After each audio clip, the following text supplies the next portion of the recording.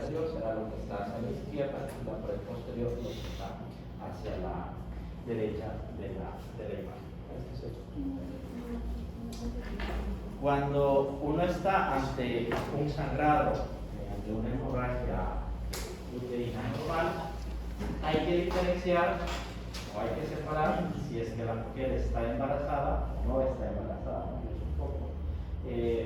pues nos va a ayudar la determinación de beta-HCG, ya que las causas pues van a ser diferentes si estamos ante una mujer embarazada o estamos ante una mujer que no está embarazada. En este caso pues vamos a concentrarnos en algunas de estas causas de aquí. Entonces ya habrán escuchado alguna vez este acrónimo, que un poco traduce las distintas causas que pueden estar ocasionando esta hemorragia uterina normal en aquellas mujeres que no están embarazadas. Muchas de esas son las que vamos a ver: los pólipos endometriales, adenomiosis, los leiomiomas, la hiperplasia endometrial, que entraría en causas malignas, sobre todo en aquellas mujeres posmenopáusicas, y ya causas no necesariamente ginecológicas, como por ejemplo la presencia de coagulopatías o malformaciones arteriovenosas, causas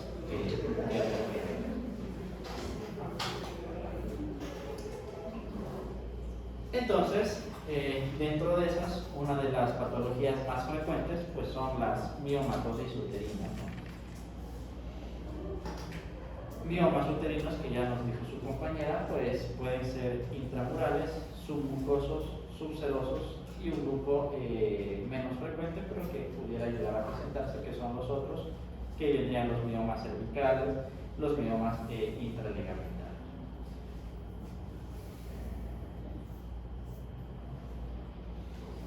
La clasificación de la FIGO, pues es importante recordar la imagen que nos puso su compañera. Los miomas submucosos sería el 0, 1 y 2. El 0 es el que está proyectado 100% en la cavidad endometrial, sino que tiene un pedículo, bueno, que aquí no se ve, pero que tiene un pedículo que le une al miometrio. El 1, que está en la cavidad endometrial y está también en el miometrio, pero la mayor parte está hacia la cavidad endometrial. El 2, que la mayor parte está hacia el miometrio, si solo menos del 50% está proyectado hacia la cavidad endometrial. Pero 0, 1 y 2 vendrían a ser los submucosos, 3 y 4 los intramurales. El 3 es el que está 100% intramural, pero que está en contacto, está estrechamente unido, más bien en contacto con la cavidad endometrial. El 4, que no toma ni contacto ni con el endometrio ni con la serosa. 3, 4 serían los intramurales. 5, 6 y 7, casi no, bueno, 5, 6 y 7 vendrían a ser los subserosos, ¿no? El 5, menos del 50% hacia la serosa uterina. El 6, más del 50% hacia la serosa uterina. Y el 7 es el que tiene un pedículo de unión, un pedículo de conexión hacia el miometrio. Habrá miomas que tienen un gran tamaño, a ellos se los denomina híbridos, que son aquellos miomas que van a abarcar más de una clasificación. Los miomas, como ya pusieron en algunas diapositivas, por ecografía pueden ser hiper, iso o hipoecoicos en relación al miometrio. Sin embargo, lo más frecuente es que sean hipoecoicos en relación al miometrio, por lo tanto se los va a poder diferenciar muy fácilmente. Al ser un tumor, pues va a ser una masa sólida, un tumor benigno, bien definida, como vemos ahí 3 imágenes donde nos están señalando las flechas, pues son los miomas. En este caso acá será un mioma intramural, submucoso o subseroso. Subseroso, ¿no? Si nosotros vamos siguiendo los bordes de la serosa uterina, vemos que este mioma se está proyectando hacia la serosa uterina, por lo tanto es un mioma subseroso. Este de acá,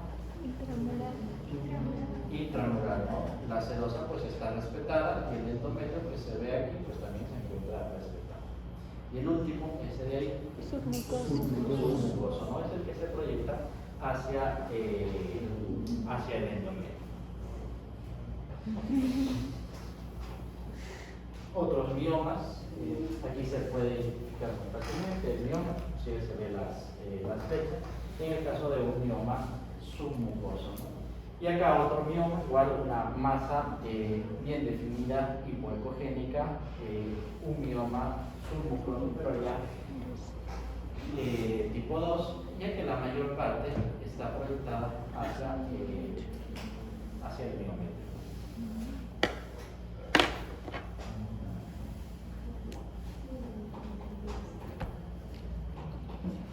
Acá otro mioma, fíjense que la gran mayoría de los miomas se los va a ver hipoecoicos, en este caso de un mioma subseroso. En un principio los miomas son homogéneos, mayormente homogéneos, sin embargo, conforme van pasando los años, se van volviendo cada vez más heterogéneos. Como ya dijeron, la sensibilidad de la ecografía es casi cercana al 100%, por lo tanto, la ecografía muchas de las veces suele ser el primero y único estudio que se realiza para detectar la mioma. Sin embargo, en algunas circunstancias, sobre todo en aquellas mujeres en las cuales van a ser sometidas a una miomectomía, a veces es necesario complementar con una resonancia magnética. Acá otros miomas, pero que tienen algunas particularidades. Aquí vemos este mioma que hacia la parte periférica tiene unas áreas hiperecoicas que básicamente son las calcificaciones que puede tener ese mioma producto de su degeneración cuando ya tienen muchos años de evolución. Cuando esas calcificaciones son gruesas, son grandes, pues van a provocar una sombra acústica posterior. Aquí un mioma muy parecido al que ya presentaron sus compañeros, un mioma hiperecoico. Por lo general se ve un mioma hiperecoico cuando tiene un alto contenido graso, y ahí se está hablando de un lipoleiоmioma. Y en el centro, un mioma con áreas de degeneración quística, se ve una gran zona anecoica en todo este mioma, que es otra de las degeneraciones que puede tener el mioma, relativamente un poco frecuente en aquellas mujeres que tienen miomas y se quedan embarazadas, ¿no? Aquí vemos el mioma, pero en el otro extremo vemos partes fetales de esta mujer que se encuentra embarazada. En estas mujeres a veces es frecuente que tengan áreas de degeneración. Otros miomas, vemos, sobre todo aquí vemos la vascularidad. Hemos dicho que la vascularidad del mioma o bien va a ser periférica o van a ser estructuras avasculares. Entonces, vemos aquí la vascularidad periférica en el mioma. No es frecuente que ese mioma tenga una vascularidad central. Tiene una vascularidad central, y si es más central que periférica, habrá que pensar en una transformación maligna de ese mioma. Y esos son los tipos de degeneración que puede tener el mioma, desde degeneración roja, hialina, quística, hidrópica. Muchas de esas se detectan ya más bien por los estudios histopatológicos, un poco por ecografía. El más fácil de detectar es la degeneración quística, en donde vamos a ver áreas anecoicas dentro de los miomas, en aquellos miomas de largos años de evolución. Entonces, el primer método siempre va a ser la ecografía suprapúbica o ecografía transvaginal. Sin embargo, en algunas circunstancias a veces suele ser necesario complementar con una resonancia magnética.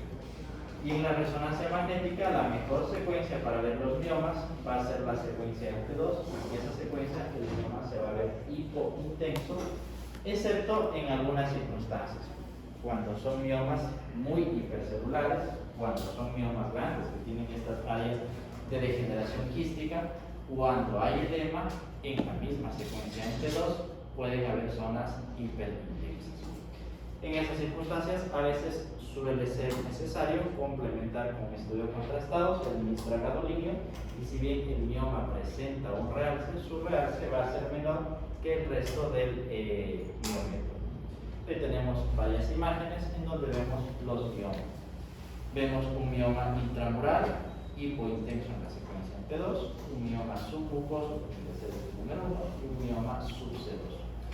Los miomas en resonancia magnética se los va a ver como masas bien definidas, hipointensas en las secuencias en T2. Acá vemos otras imágenes, secuencia entre 2, vemos la vejiga hiperintensa y vemos aquí múltiples miomas, aquí un gran mioma, pero por acá otros miomas hipointensos en las secuencias entre 2. Se administra el contraste y vemos que los miomas realzan con el contraste, ¿no? Ya se vuelven más hiperintensos, sin embargo su grado de realce es menor que el miometro circundante y algo se avanza a visualizar el miometro hacia la parte más periférica y se ve como este mioma realza, su realce es menor que el del miometro. Y aquí, por ejemplo, acá se ve parte de la cavidad endometrial, que vendría a ser esta zona de acá, que está desplazada por todo este mioma. Y claro, se ve otro mioma menor. Otras imágenes de úteros polimiomatosos, en donde vemos múltiples miomas, ¿no? Donde nos están señalando las flechas son todos los miomas que existen en esta paciente. Inclusive aquí tenemos dos miomas, unos en la parte anterior, otros en la parte posterior, que están comprimiendo la cavidad endometrial. Claro, estas mujeres pues a veces les cuesta quedarse embarazadas. Acá vemos igual en otro corte múltiples miomas como lesiones hipointensas en las secuencias entre 2.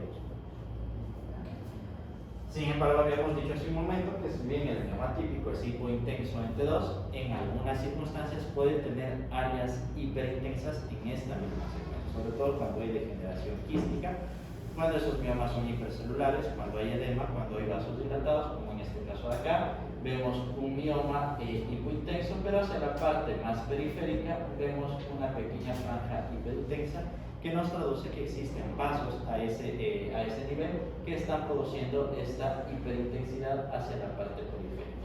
O como en este caso, un gran mioma hipointenso, pero que tiene unas pequeñas zonas hiperintensas que traducen la degeneración quística de ese mioma. Y en este útero polimiomatoso pues vemos múltiples miomas, ¿no? Este que es el más grande, pero acá vemos otros miomas. Todas esas líneas hipointensas, esas zonas hipointensas, zonas nodulares, son los miomas. Hay que tener cuidado con aquellos miomas que empiezan a crecer, que tienen un rápido crecimiento, con aquellos miomas de gran tamaño, aquellos miomas que miden más allá de 10 centímetros, aquellos miomas que tienen márgenes irregulares. Hemos dicho que los miomas por general sus márgenes son bien definidos, aquellos miomas que tienen márgenes irregulares, que tienen una vascularidad sobre todo central. Habrá que tener cuidado en esos miomas porque pueden tener una transformación maligna. Este puede ser este de aquí, mapa de ADC, coeficiente de difusión aparente, cuando tienen un coeficiente menor a 1.1, menor a 1.2, nos traducen esa hipercelularidad del mioma, que puede ser una transformación maligna de ese mioma. Un caso particular de los lipoleiomiomas, habíamos dicho que se los va a ver hiperecoicos de ecografía, mucho más frecuentes en mujeres de edad avanzada. Por lo general van a ser intramurales, no van a tener flujo al Doppler color, y lo característico de la resonancia es que van a tener esa señal grasa en resonancia magnética, algo muy parecido a lo que hicimos la semana pasada con los teratomas, ¿no? Entonces estos lipoleiomiomas pueden mostrarse hiperintensos en las secuencias entre 1 y entre 2, pero lo que va a caracterizarlos es la secuencia de saturación grasa, ya que en esa secuencia el lipoleiomioma se va a mostrar hipointenso. Eso en cuanto a los miomas. ¿Alguna pregunta de los miomas? Okay. La adenomiosis, pues ya nos dijo su compañero, es glándulas y estroma endometrial crecen en el miometrio.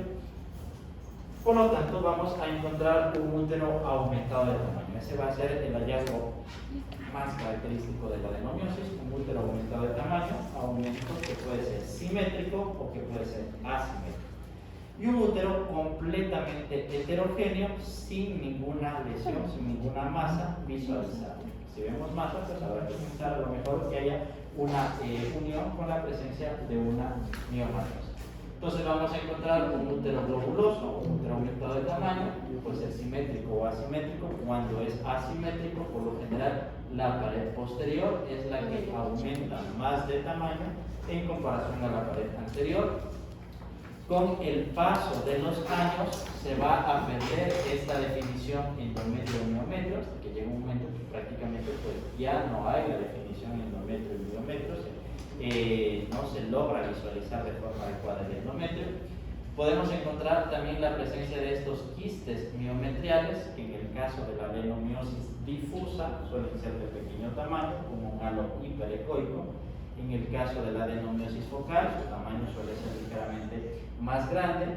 Vamos a encontrar estas sombras hipoecoicas, tipo persiana veneciana, persiana americana, en forma de abanico, que también se la denomina.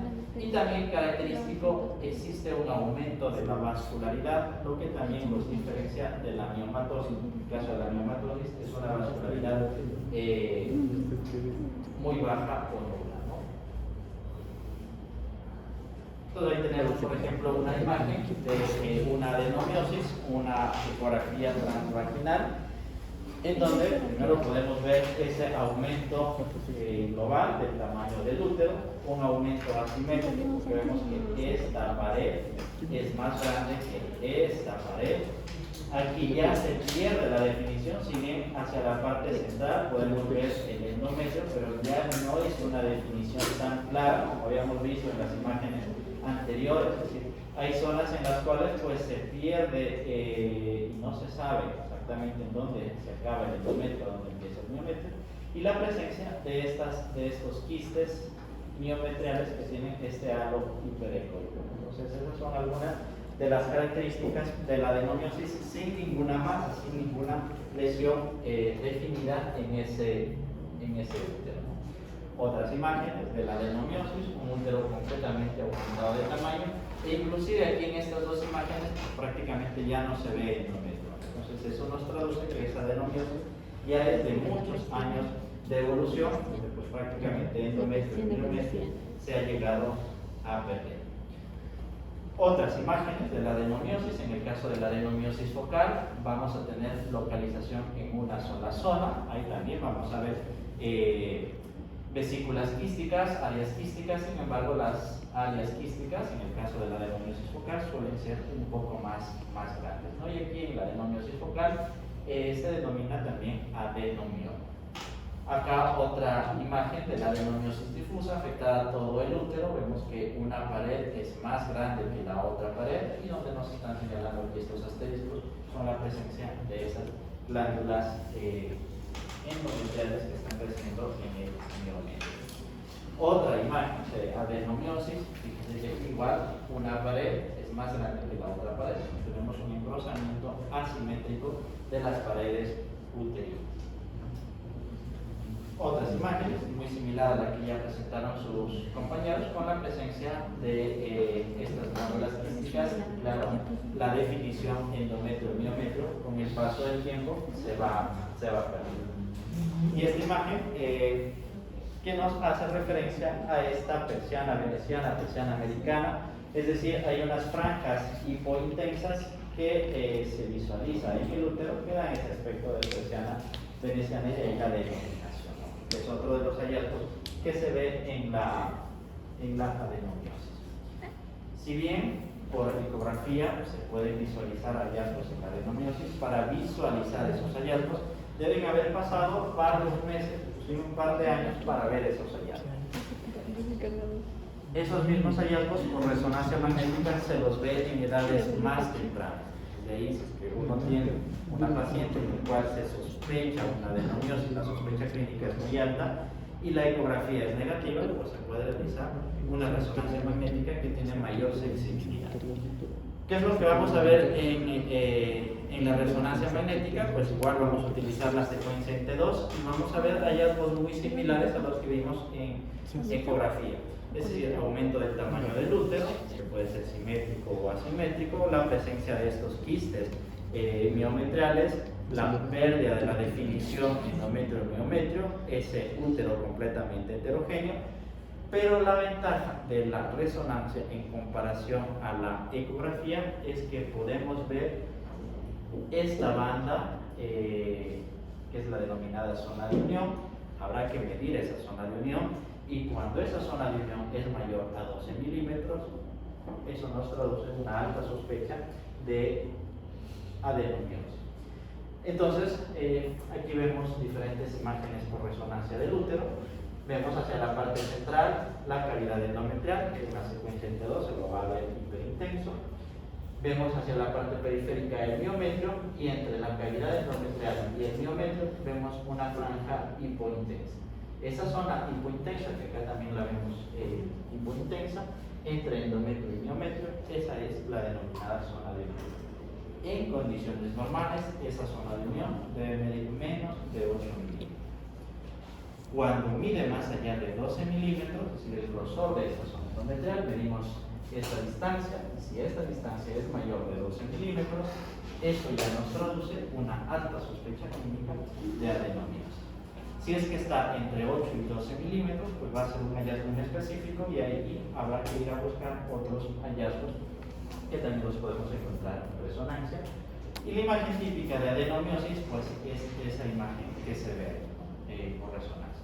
Es decir, un útero aumentado de tamaño, una zona de unión completamente gruesa, una pérdida de la localización, pérdida de los bordes lípidos del endometrio y miometrio, y la presencia de estas áreas hiperintensas en las secuencias CT2 que vienen a representar a las glándulas endometriales que están creciendo en el miometrio. Entonces, las glándulas endometriales pues van a ser estas áreas hiperintensas que se ven en las secuencias CT2, que están rodeadas por una zona hipointensa que viene a corresponder al músculo miometrial hipertrófico, ¿no? Y acá igual vemos aquí, si bien podemos ver hacia la parte central el miometrio, pues no se puede identificar adecuadamente los bordes endometrio y miometrio, que se ve completamente una zona heterogénea, y un útero pues igual completamente heterogéneo, con zonas tanto hipo como hiperintensas.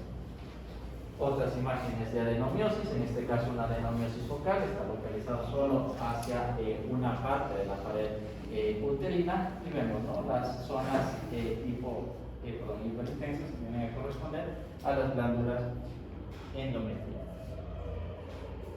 En la adenomiosis focal, el denominado adenomioma, pues igual también vemos los mismos signos, sin embargo, estos hallazgos van a estar localizados en una parte del útero, como en este caso de acá, están localizados hacia el cuerno uterino derecho, y vemos, por ejemplo, aquí que la zona de unión en la otra parte del útero se encuentra respectiva. Sin embargo, aquí pues hay una completa heterogeneidad a ese nivel.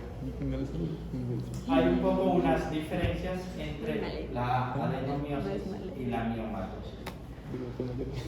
Los bordes en los miomas, al ser una masa benigna, pues los bordes van a ser bien definidos. En la adenomiosis no vamos a visualizar una masa como tal, sino que vamos a ver un útero completamente heterogéneo. Ambos pueden estar produciendo una sombra acústica posterior. En el caso de los miomas, básicamente es producto de las calcificaciones. Aquellos miomas calcificados con macrocalcificaciones van a producir una sombra acústica posterior. En la adenomiosis van a ver estas bandas lineales tipo persiana veneciana que se producen por la heterogeneidad del endometrio. El flujo, recuerden, la vascularidad en los miomas va a ser escaso o circunferencial. En la adenomiosis vamos a tener el flujo aumentado, un aumento de la vascularidad.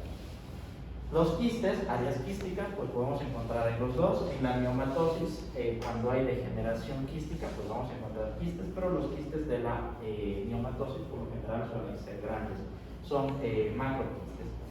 En la adenomiosis vamos a encontrar quistes pequeños, sobre todo en aquella adenomiosis difusa, que es la más frecuente, con ese halo hiperecoico. Entonces, algunas diferencias entre adenomiosis y miomatosis. Preguntas de la adenomiosis, ¿no?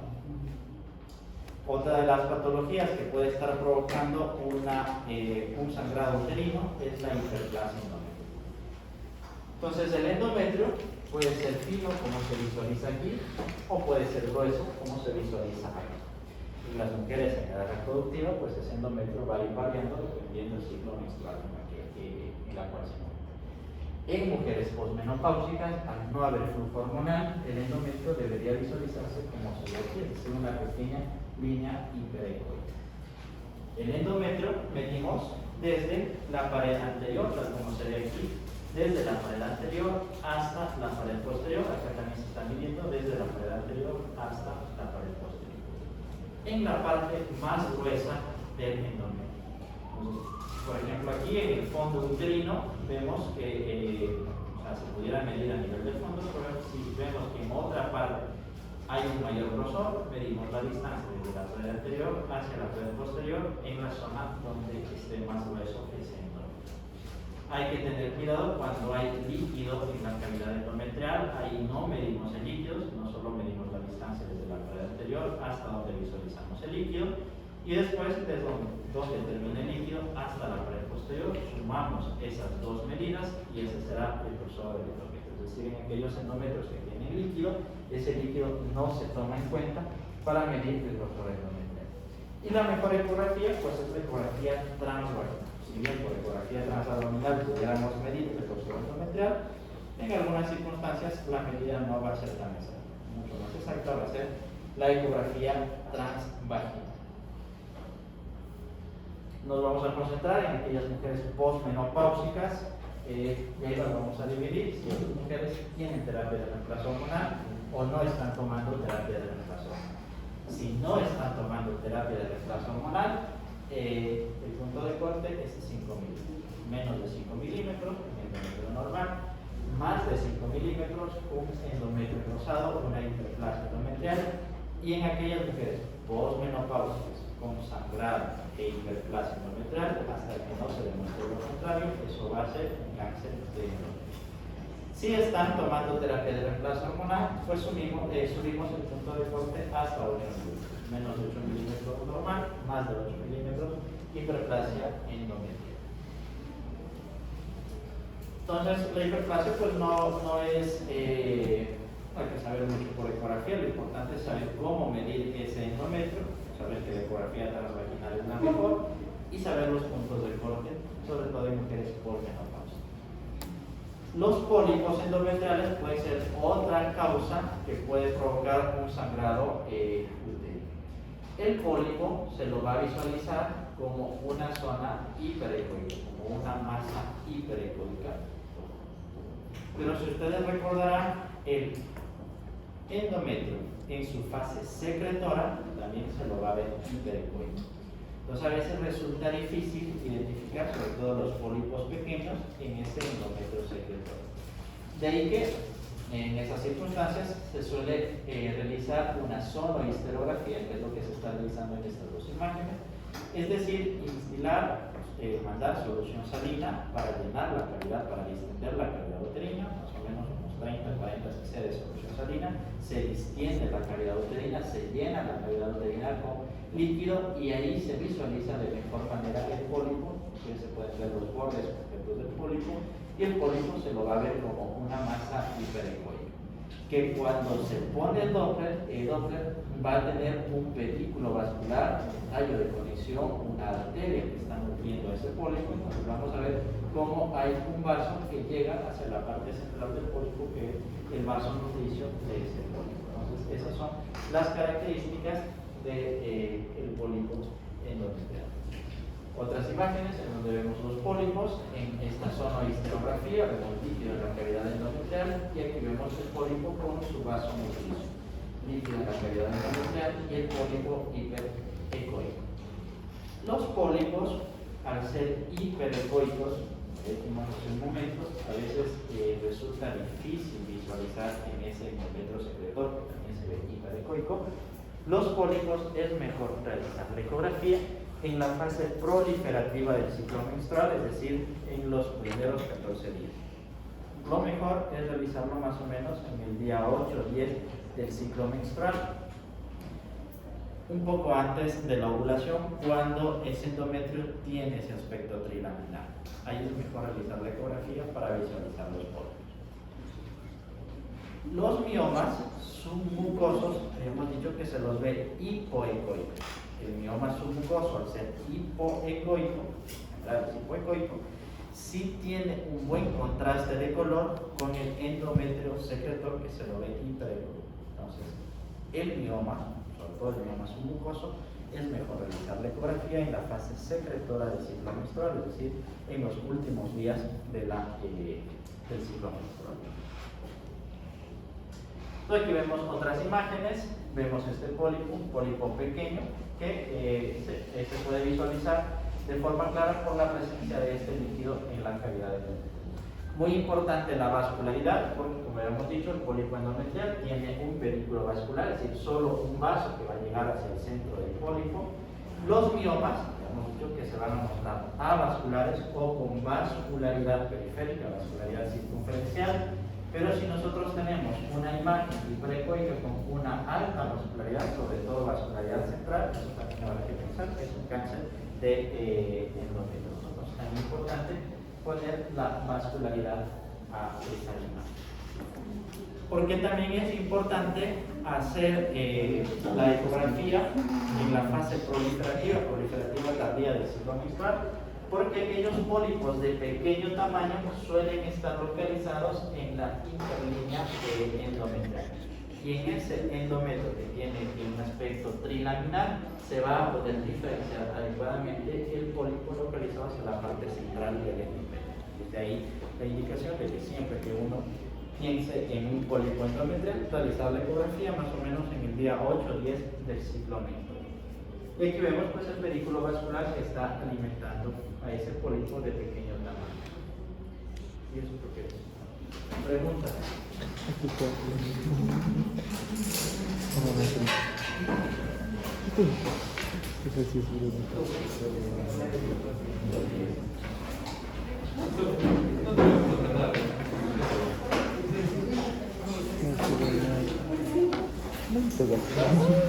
Chino de un padre. ¿Por qué? Mira lo que come. Sí, pero digo, no, ya. Me regalamos mucho. En serio. Más de pedo, pues. No. En este sí. Aquí tengo 0,50. Sí. Hay que hablar también. Sí, creo que es cierto.